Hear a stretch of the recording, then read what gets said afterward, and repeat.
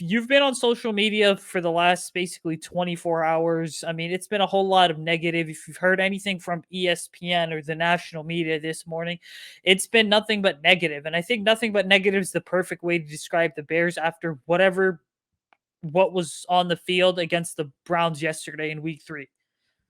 Yeah, and I don't think you should hear anything positive outside of a couple defensive performances. But it's always a strange thing when the entire national media and the entire Chicago media landscape all agree on one thing, and that one thing is trying to figure out what Matt Nagy is doing, what he has been doing the past 100 and some odd days.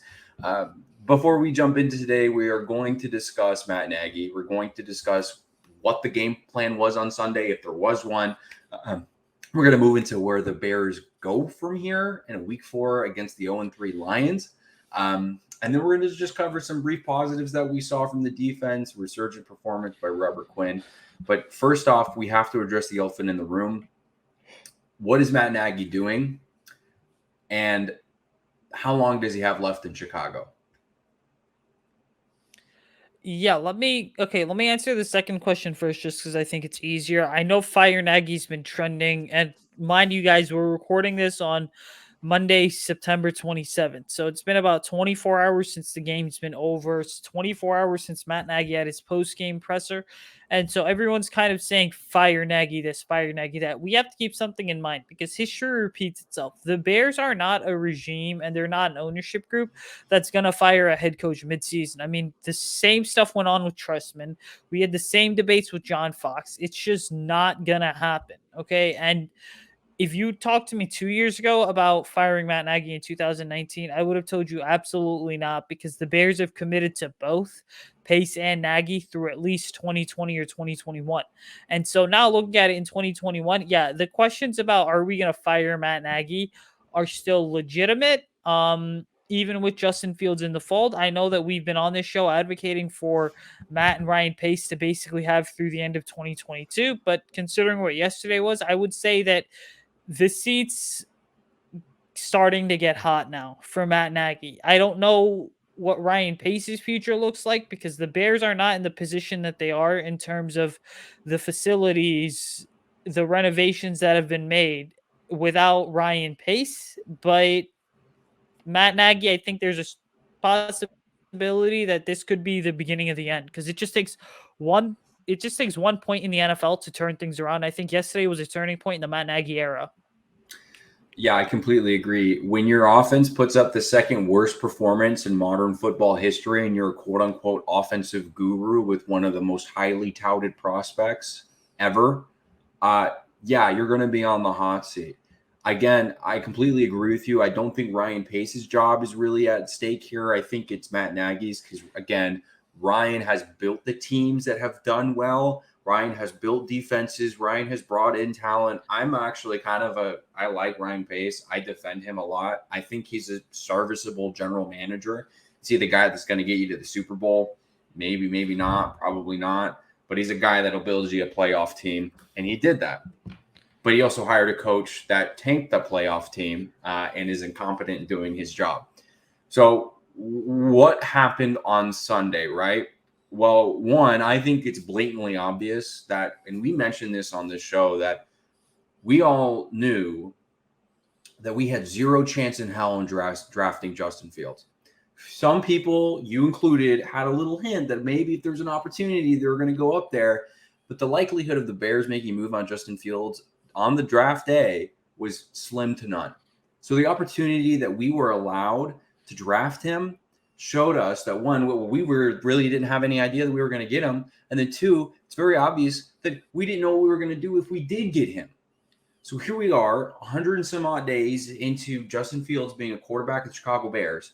We have zero idea what to do with him. And by we, I mean Matt Nagy, and I mean Bill Lazor, and I mean John DeFilippo.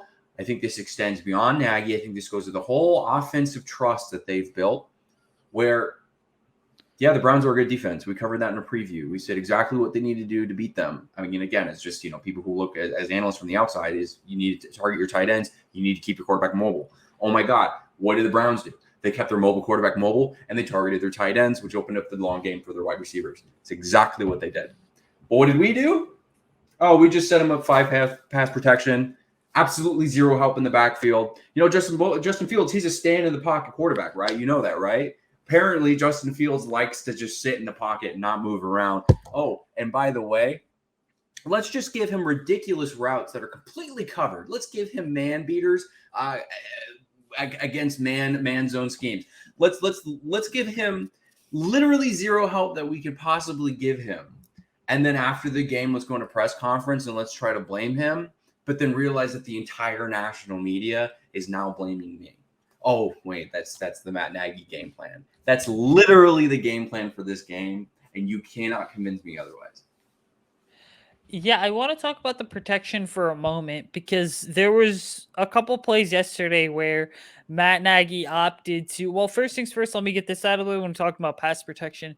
Is that there were zero moments that I looked at where a Jimmy Graham or a Cole Kmet or even a JP Holtz was brought in to chip Miles Garrett or Jadeveon Clowney, which, by the way, a chip block is one of the most basic concepts in football, and we've seen it time and time again.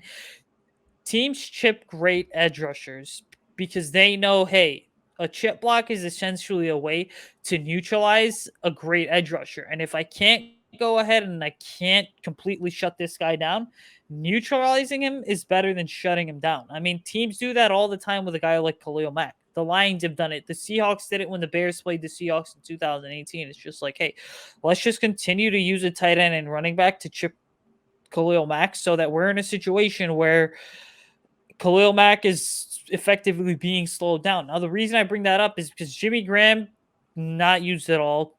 Cole Kmet, not used at all. Didn't use the tight ends at all. And what pisses me off, by the way, and I'll get to the 5-man protection thing in just a second here. What pisses me off is that we talk so much about the tight ends being a integral part of this offense and being absolute necessities. If you get through 3 games so far, the tight ends have not been a part of the game plan at all. And it's very apparent on film. Now, here's the deal. All right. The other part of it is that there were multiple times where the Bears decided to go 5 wide and empty set.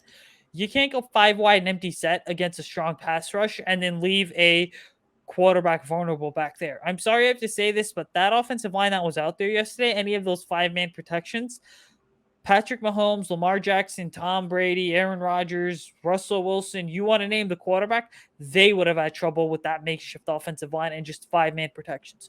And so now the next question becomes, well, what do you do to combat this?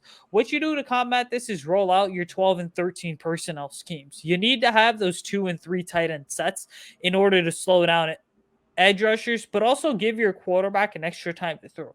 Because look, were there moments yesterday where Justin held on to the ball too long? Absolutely. But were there plays that the Bears would like to have back? Absolutely. But at the end of the day, you didn't do the most basic thing, which was give your rookie quarterback or just give your quarterback in general a chance to make plays because you didn't protect him enough. That's really what the story of yesterday's offensive performance was for the Bears. Yeah, and I don't want to hear any excuses for Matt Nagy in regards to hate on Justin Fields. That, oh, well, he would just look terrible. He was holding on to the ball. He was running around. He didn't know what he was doing. Yeah, no duh. It's his first career NFL start. The offensive training staff around him are supposed to make it as easy as possible for him as his first career start as a rookie in the Professional Football League. That is their number one job, is to make sure that my quarterback is set up for success. Instead, they set him up for failure. You're completely right. The tight ends have been a non-factor the past 2 games. In a game where we beat the Bengals off the back of our defense, and even in week 1 against the Rams, where we were still playing competitively up until the 3rd quarter, Cole Kmet had 5 targets that game. He was second in targets, only behind Allen Robinson. So it's clear that maybe under the Andy Dalton scheme, the tight ends are an important role. When you think that Cole Kmet, the athletic tight end that he is, he'd be an important role in the Justin Fields scheme. Same with Jesse James out there, fairly athletic, deep ball tight end threats. But what do we know? It's frustrating. It's entirely infuriating, and it's okay to be frustrated as fans, as analysts, to see asinine play calls. And you said something on I don't want to like touch on Justin holding the ball too long, and that's not to completely say that Justin was perfect, right? We can criticize Justin for a couple things that he did. There were some RPOs that he completely whiffed on. There was one where Darnell Mooney was beat his man on a man beater, literally, and he was looking in the other direction. Or there was an opportunity where Marquise Goodwin had a lot of daylight in front of him, but Justin decided to tuck it and run, probably because he didn't think he had enough time to get the ball off. So what happens is when you pressure your quarterback enough, where your quarterback doesn't feel like he has any time in the pocket to make a throw, he's going to try to make a play happen out of thin air. Justin's the kind of guy who's going to do too much because he feels like there's nothing that is going to come to him, so he has to force something to happen. Now, that's not what you want to see out of your rookie quarterback. That's the exact last thing you want to see, because then he's going to start pitching the ball downfield. You're going to have Mitch Trubisky effects where he feels like he has the opportunity to elevate this team, where he's surrounded by garbage, or at least he's being told to play garbage. And he's like, no, I'm trying to win. We didn't see a whole lot of that from Justin, which was a good thing. He kind of kept a level head. He tried his best. And some of the balls that he put out were pretty accurate. Some of the balls were a little wobbly because he had, 5 guys in his face within 0.5 seconds. So, yeah, there's just a lot to be upset about. There's a lot to be angry about. I honestly, I'm kind of at a loss for words at some of this. Look, it was just that bad of a defensive performance. I'm sorry, not defensive, but offensive performance. That's what happens when you're up since 5:30 in the morning. You 4 shows a week. But okay, let me ask you this. Let's kind of switch topics here, because this has been another hot debate on Bears Twitter. And, I had one guy comment today who basically said, oh, well, some of us saw that Matt Nagy was not the right person for the job back in 2019, but the issue is that we got called truthers. Now, the reason I bring that comment up is because if you supported Mitch Trubisky, you were bashing Matt Nagy. You were a truther. All right. But if you supported Matt Nagy and bashed Mitch Trubisky, you were a Mitch Trubisky hater. So that's the difference. But there's also this faction of us that criticize both. And the reason that I bring this up is because the same mistakes that were being made with Mitch Trubisky in 2019 and 2020 are the same ones that are being made here in 2021. And that's an issue because, Matt, these are your handpicked quarterbacks. You have not one, not 2, but you have 3 of your handpicked quarterbacks on the roster, and you still can't get it correctly. And everyone's sitting here talking about, oh, well, the only thing that needs to change is the play calling. If Matt Nagy gives the play calling up, he can focus on being a head coach. I just tweeted this. I said, look, the Bears fans, you guys are giving Matt Nagy way too much credit. What has he shown through the first 3 seasons and the 3 games of year 4 that he's supposedly good enough to even be a good head coach? Because it's like you could take away the play calling from Matt Nagy, but is he going to be the guy that's getting this team ready to go every single week? Is his approach going to change? I don't know. So let me ask you, do you think Matt Nagy, even without the play calling, is good enough to be a good head coach? That's a good question. And I think that this is a question that we're going to have to ask ourselves a lot over the remainder of the season. I think he won Coach of the Year, right? Because he was able to turn around the John Fox Bears and turn them into a playoff team that threatened onto the verge of a Super Bowl contender.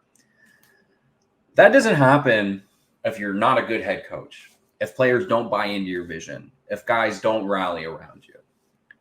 So I think he was a good head coach. I think he legitimately was. I think the locker room was on his side. I think he was winning. He was dealing. He was wheeling. Guys were excited. People bought into his message. I bought into his message. But then I think it got stale, and I think it got old. And I think he lost the locker room somewhere along the 2019 season. I think he lost the locker room because I think it started with him and Mitch falling out. And I think the team was behind Mitch and they weren't behind him. And I think that's when the great divide happened.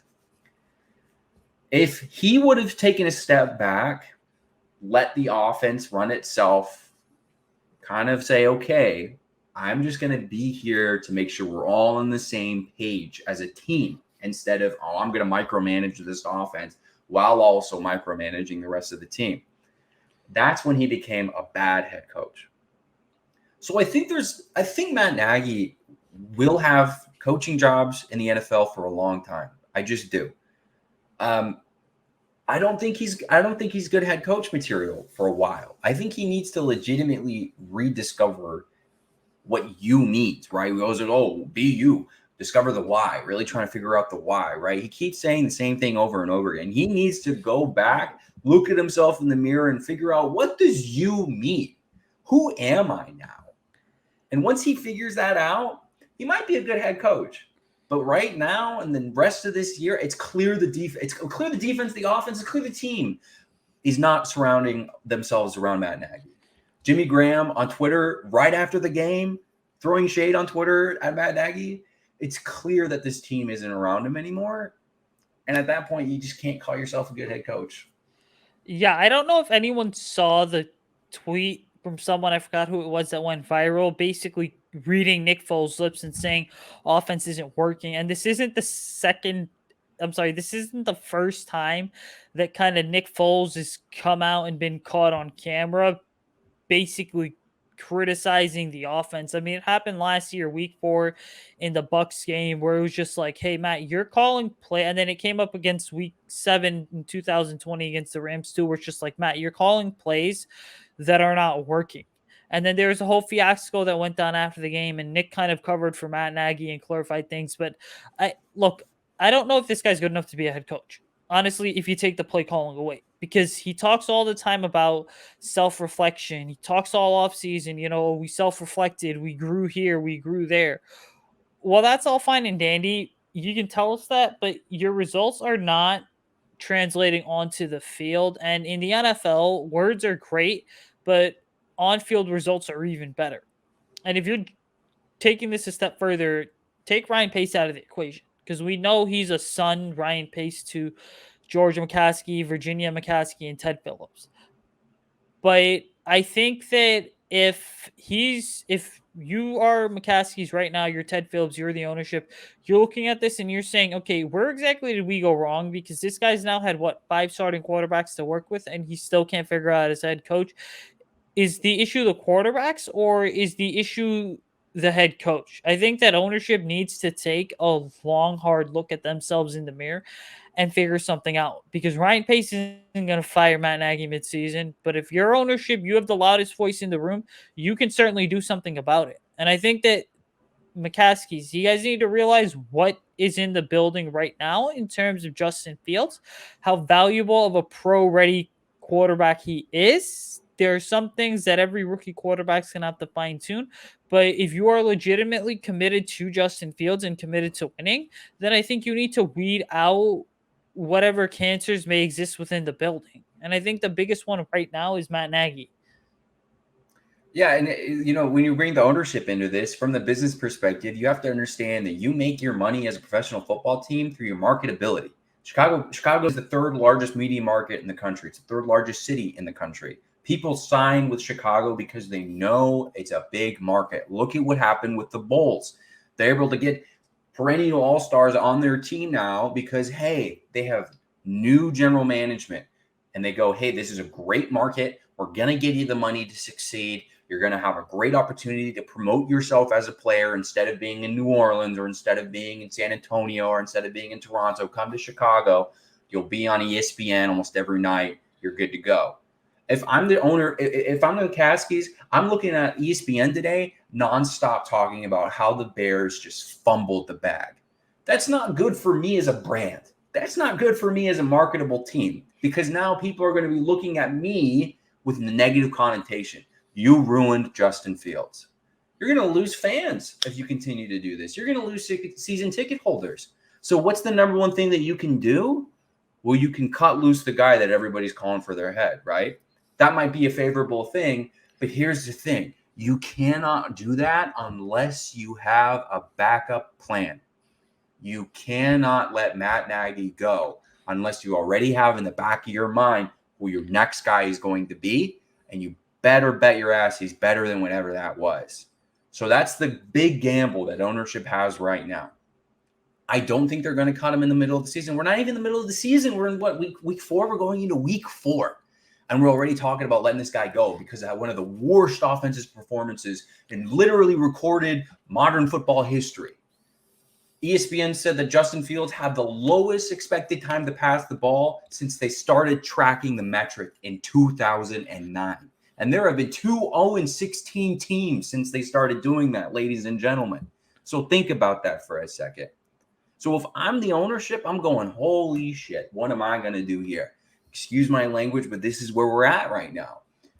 So there isn't an easy answer. Unfortunately, fortunately, there is a plethora of good offensive coordinators in this league right now that could be looking for a potential big market head coaching job with a prospect like Justin Fields.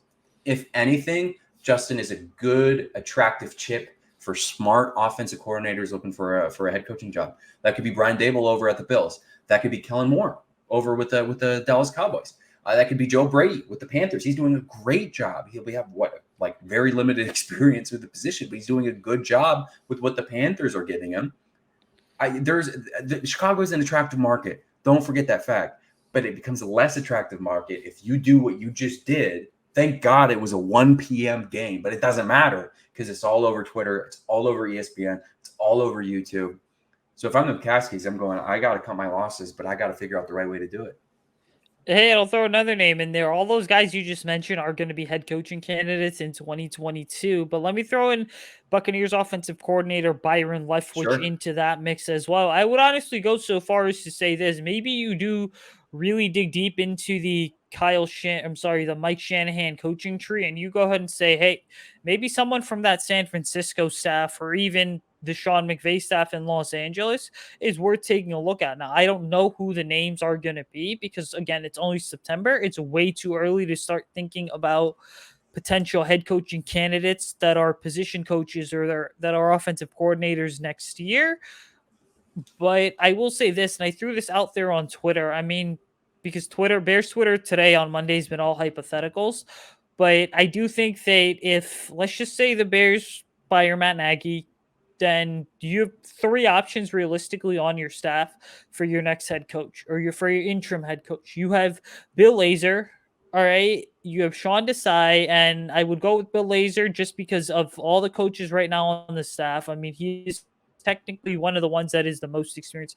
I don't think Juan Castillo, the offensive line coach, or Clancy Barone are head coach material, but I would be totally fine with going Bill Lazor. If I had to choose a position coach, give me John DeFilippo, because I know John DeFilippo was had rough stints in both Minnesota as well as Jacksonville. Well, we have to keep one thing in mind. Number one, the Jacksonville Jaguars in 2018 or 19, I believe, it was 2019. They weren't a very talented roster. But we've seen what John DeFilippo can do when he does have a talented roster, because look at what he did with the Eagles. He's also familiar with Derek Carr, by the way, and is responsible for a lot of the development of Derek Carr, because DeFilippo was Carr's position coach back in 2014 when Carr was a rookie. And I think we also have to keep in mind is that DeFilippo has had his fair share of head coaching interviews over the last couple of years. So he, I think, would be an attractive candidate. And I think you could easily argue this, hey, give John DeFilippo that label, see what he's able to do, and then just go ahead and promote from within if he does prove that he's good enough. And then regarding guys like Lazor, I think that DeFilippo would be a good fit because you're in a situation where it's just like, okay, cool. Hey, Bill, you do stuff like call the plays. I would just be the managerial type head coach that everyone needs me to be. And then hopefully DeFilippo does well enough to convince a guy like Sean Desai to stick around. But the point is right now is the fact that it's just like the Bears are kind of in a mess. I mean, and this whole episode for the last 25 minutes has been speaking about messes. But hey, let's end this thing on a positive note for the next couple minutes. I mean, what's some positive stuff you saw from the Bears yesterday as well as from the defense? Yeah, absolutely. Moving on, if we do go in the route of who our new head coach should be, it should definitely be an offensive position. But like you mentioned, Sean Desai, his defense has been performing amicably since the Rams nightmare week 1. Here's what I noticed, and I think that this is something that we can talk about in future episodes and future weeks as this season progresses. The Bears came out swinging. The Bears looked fantastic on the defensive side of the ball. The Browns didn't have any answers to what the Bears were throwing at them until after the half. And, correlation doesn't mean causation kind of thing, but here's what my brain was going to. They were excited to start the season with their new quarterback, Justin. When Justin came in against the Bengals, what happened? 3 straight interceptions. The defense played like a whole new unit because they were energized. They were excited. They had a reason to play because they thought, oh my gosh, I have a guy who's going to put the ball in the end zone. It's going to make our life easier. Let's help him out, right? So against the Browns, kick off the game. Let's get super strong. Let's make sure that Justin has the ability, the offense has the ability to put the ball in the end zone. Let's get a dub here. They stuff Nick Chubb. First team this season to stuff Nick Chubb. Khalil Mack comes out of nowhere. Robert Quinn rises from the grave. He does his Undertaker impression. Absolutely destroys this Browns offensive line. The secondary is gassing. It's just tearing up the receivers. It's an all-around slaughter. You're telling me at the half that we're down by 7 points? It's 10-3 against the Cleveland Browns, who are putting up mucho points every time they touch the field because they have one of the most dynamic offenses in the league. Then what happens? Well, the offense just implodes. Defense doesn't have a reason to play anymore. That's how you put up 16 points in the second half in garbage time, because the defense gave up. Plain and simple. Defense gave up because they didn't have a reason to play. And that's not on Sean Desai, in my opinion. Sean Desai called a beautifully schemed game until the Bears just decided to throw in the towel and said it's not worth it anymore. But that's my positive from this game. Bears defense is legit. Yeah, let me say 2 things for positives. Number 1, I think that the defense throwing in the towel was more so because they realized and acknowledged that the head guy had thrown in the towel too. And I think that as soon as players caught on to Matt Nagy throwing in the towel, the defense was just like, forget it. And again, you can't blame the defense for anything anymore because they've carried this team for basically 3 straight seasons. But it was good to see Robert Quinn getting going. I mean, he's looked much better this year. It was great to see Khalil Mack kind of getting on the board. Nice to see guys like Akeem Hicks, Bilal Nichols get involved in the action as well. I thought Jalen Johnson did a good job. There were times Kindle Vildor was getting beat in coverage, but I also think that Kindle Vildor is one of those players that starts out slow and then just improves as the season goes on, as the film continues to roll in. And I will say this, my last positive, not necessarily from the defensive side of the ball. I alluded to this earlier. Everyone's talking about throw this game out for Justin Fields. It doesn't mean anything. I think it doesn't mean something because what you saw on tape from the offense in terms of protections and schemes and play calls were things that are going to give both Justin Fields as well as the Bears coaching staff an opportunity to really go ahead and see, hey, what's Justin good at? What's Justin not good at? How do we kind of go about developing him from here? And so this game, I thought, even though the Bears played horrible and absolutely lost, there were some silver linings. I think that where there's darkness, there is light. This is one of those situations and scenarios. So it's hard to find a silver lining, but there were a couple for the Bears in this game. And now the next question is, what are you going to do to really bounce back at home against the Lions? Because we'll get into our Lions preview on Thursday, drop it on Friday. But I'm going to say this much. Listen, the Bears are too good to lose to the Lions. Yeah, and that's a really good way of putting it with Justin. And he's an incredibly smart, incredibly motivated individual that if there's anything that you want, it's for him to know what his bottom is. It's for him to know what his valley is, right? Like you literally can't do worse than what just happened. Like you can't, right? So this is good for him to know that this is what the bottom feels like and it's only up from here. And he's such a motivated, smart guy. He's going to make sure that this never happens again. Or at least he's going to know what to do to make sure it doesn't happen again. Now, I'm honestly not so sure that this is an easy win against the Lions. The Lions look like a hungry team. They've just barely lost 2 of their games, especially against the longest field goal in NFL history. Congratulations, Justin Tucker and the Baltimore Ravens for squeaking past the Detroit Lions. The Ravens also don't look super great this year, but it is what it is. Lamar Jackson is, of course, Lamar Jackson. But the rest of the Ravens don't look as good as they did last year and years past. But the Lions they're 0-3 short, but they could easily be 2-1 right now. And I think that's something that people need to remember. So this isn't a throwaway game. This is an important game. This is kind of a bounce back game. This is going to see what Justin Fields does if he starts. I think he's going to start. If Matt Nagy puts out Nick Foles, I am going to scream. Everybody's going to scream. Nick Foles is probably going to scream. And I guarantee Matt Nagy might lose his job sooner than we thought. But I don't think that's going to happen. I think Justin's going to start. I think the Lions have they have a good shot, but we'll talk about that in the preview. Yeah, hopefully the Bears have a good shot at winning too. It's been fun, guys. We're gonna get out of this thing. So make sure you're following us on Twitter, YouTube, Facebook, TikTok, and Instagram at Fireside Bears. Make sure you're following myself and Max on Twitter at Usayd Kosho and at Max Smith ESM. We're gonna get out of this thing, guys. We will see you guys on Friday morning when we're gonna drop our Bears Lions preview. But until then, stay safe, continue to remain mad at Matt Nagy, and bear down.